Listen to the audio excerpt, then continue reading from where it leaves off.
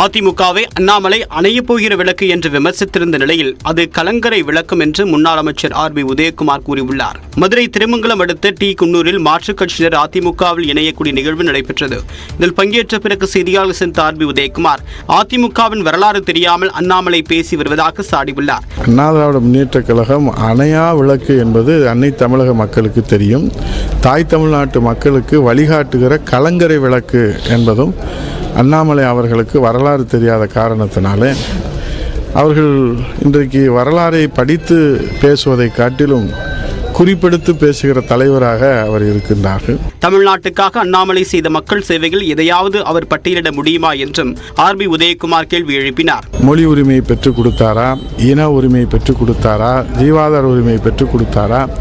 10 ஆண்டு காலம் இன்றைக்கு மத்தியிலே ஆட்சி அதிகாரத்தில் இருந்த பாரதிய ஜனதா கட்சியின் மூலமாக இன்றைக்கு தலைவராக தன்னை அடையாளப்படுத்திக் கொள்வதற்காக எல்லோரையும் வசைபாடுகிற அண்ணாமலை அண்ணன் அவர்களே, ஜெயலலிதாவின் புகழ்பாடி அவர் வெளியில் நடப்பதை வரவேற்பதாகவும் ஆனால் அதை உள்நோக்கத்துடன் செய்தால் போராட்டம் நடத்த தயாராக இருப்பதாகவும் அவர் கூறியுள்ளார்.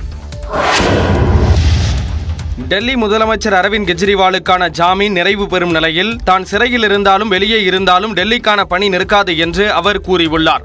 டெல்லி மதுபான கொள்கையில் முறைகேடு நடந்ததாக கூறி அமலாக்கத்துறை தொடர்ந்த வழக்கில் முதலமைச்சர் அரவிந்த் கெஜ்ரிவால் கைது செய்யப்பட்டுள்ளார். அவர் திகார் சிறையில் அடைக்கப்பட்டுள்ள நிலையில் தேர்தல் பிரச்சாரம் செய்வதற்காக 21 நாட்களுக்கு இடைக்கால ஜாமீன் வழங்கி உச்சநீதிமன்றம் உத்தரவிட்டிருந்தது. 21 நாட்கள் ஞாயிற்றுக்கிழமையுடன் நிறைவு பெறும் நிலையில் டெல்லி மக்களிடையே வீடியோ மூலம் அரவிந்த் கெஜ்ரிவால் உரையாற்றியுள்ளார்.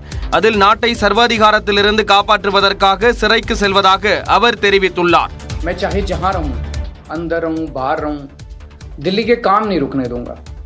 आपकी फ्री बिजली, मोहल्ला क्लिनिक, अस्पताल, फ्री दवाइयाँ, इलाज, महिलाओं के लिए फ्री बस यात्रा, 24 घंटे बिजली और भी सारे काम चलते रहेंगे.